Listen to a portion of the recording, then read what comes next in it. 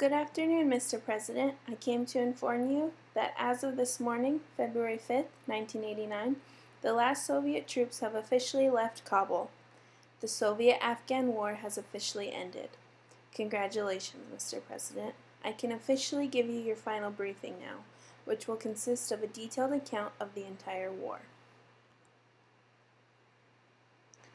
April 1978, Afghanistan's centrist government, headed by President Mohammad Dad Khan, was overthrown by left-wing military officers led by Nur Mohammad Taraki.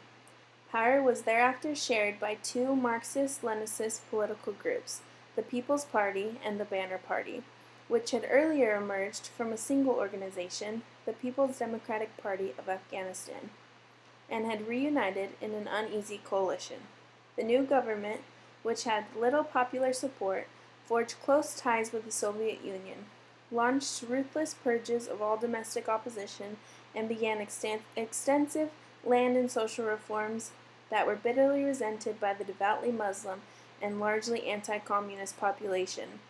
Insurgencies arose against the government among both tribal and urban groups, and all of these were known collectively as the Mujahideen. These uprisings, along with internal fighting and coups within the government between the People's and Banner's factions, prompted the Soviets to invade Afghanistan on the night of December 24, 1979. The Russians used the Soviet-Afghan Friendship Treaty of 1978 as their ticket into the country. The treaty permitted military assistance and advice to Afghanistan if they requested. As midnight approached on December 24th, the Soviets organized a massive military airlift into Kabul, involving an estimated 220 transport aircraft and 3 divisions of almost 8,500 men each. Within a few days, the Soviets had secured Kabul, deploying a special assault unit against the Tajberg Palace. Elements of the Afghan army, loyal to the people's leader, Hafizullah Amin, put up a fierce but brief assistance. They toppled the short-lived presidency of Hafizullah Amin. The aim of the Soviet operation was to prop up their new but faltering client state. So on December 27th, Babrak Karmal, exiled leader of the Parcham faction of the Marxist People's Democratic Party of Afghanistan, was installed as Afghanistan's new head of government, and Soviet ground forces entered Afghanistan from the north. Almost immediately, nearly 100,000 Soviet soldiers assumed complete military and political control of Kabul and larger portions of the country. This included extreme control of the major cities and highways. They imposed military and social reforms that began to make enemies within different sectors of the indigenous population. They initiated land reforms that troubled tribal leaders. They implemented economic measures that worsened conditions for the poor and tried to curb ethnic uprisings by mass arrests, torture, executions of dissidents, and aerial bombardments. Some 1 million Afghans died during this period, with more than 8,000 people being executed after being put on trial between 1980 and 1988. The United States backed the Mujahideen in an effort to resist Soviet occupation and the spread of Marxist ideology to Afghanistan. The Afghan rebellion grew, spreading to all parts of the country. The Soviets initially left the suppression of the rebellion to the Afghan army, but the latter was beset by mass desertions and remained largely ineffective throughout the war. Before the Soviets invaded Afghanistan, the U.S. was already working on ways to end the current Soviet trend and presence in Afghanistan. The CIA coordinated with Pakistan and Saudi Arabia, and in the summer of 1979, President Carter approved covert aid to the Mujahideen guerrillas. This aid did not include arms, but it provided non-military supplies and cash, which weapons could be purchased with. 6 months later, when the Soviets sent those 100,000 troops to Afghanistan, Carter's national security advisor immediately advocated for more money as well as arms shipments to the rebels, both directly and via Pakistan, China, and Islamic countries. For the next decade, the CIA aided the guerrillas, at first with weapons purchased from China, Egypt, and Pakistan, then with increasing sophisticated U.S. arms.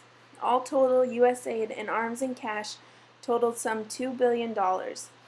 American assistance was supplied through the Pakistani Intelligence Service, or the ISI, which also provided training. Except on rare occasions, the CIA did not deal directly with the rebels. In addition, Saudi Arabia contributed significant sums of money to the resistance as well.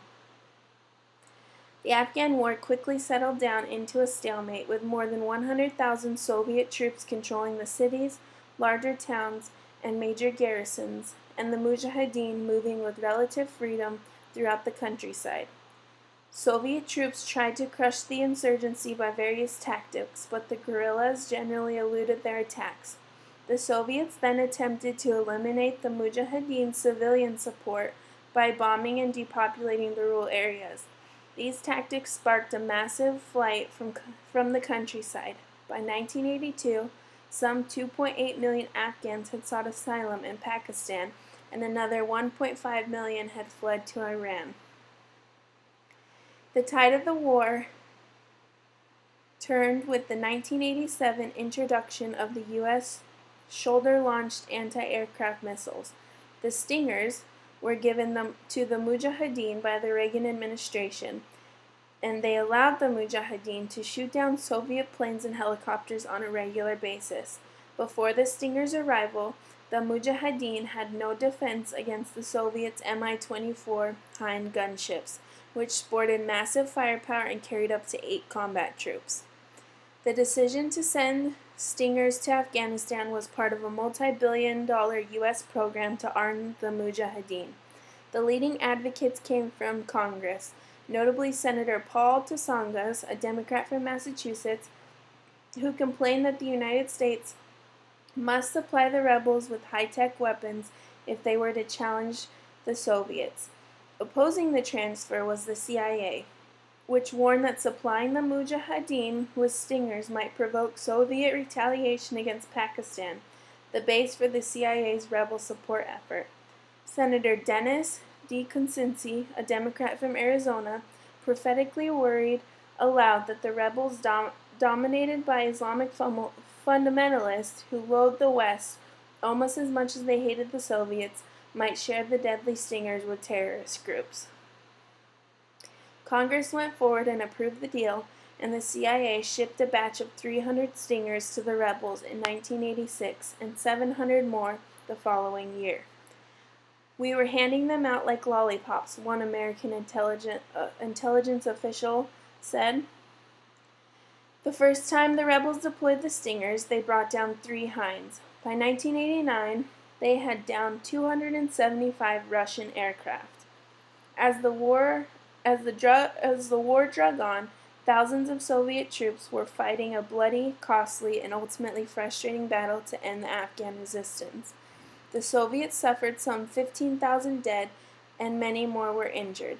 By 1988, with no victory in sight, and despite having failed to implement a sympathetic regime in Afghanistan, Soviet leader Mikhail Gorbachev decided that the manpower and financial drains imposed by Afghanistan were unacceptable, and indicated that Soviet troops would shortly begin their withdrawal, and that's where we are today. There are some things that we need to address in the coming days and months, Mr. President. We do not believe the Soviet Union will recover from this war, and we believe the country will soon fall. We need to be on alert for any Russian uprisings in the next couple of months. We also have intel that the Stingers we supplied the Mujahideen are being sold on the black market. We need to coordinate with the CIA and implement a plan to get them back. We also have word that Osama bin Laden and Al-Qaeda are using the Soviets' retreat as momentum to recruit associates and spread pan-Islamism. He has just returned to Saudi Arabia and is stepping up his fundraising efforts. The Saudi royal family has taken away his passport and are trying to keep him as quiet as possible, but we definitely need to be aware of him and his activity.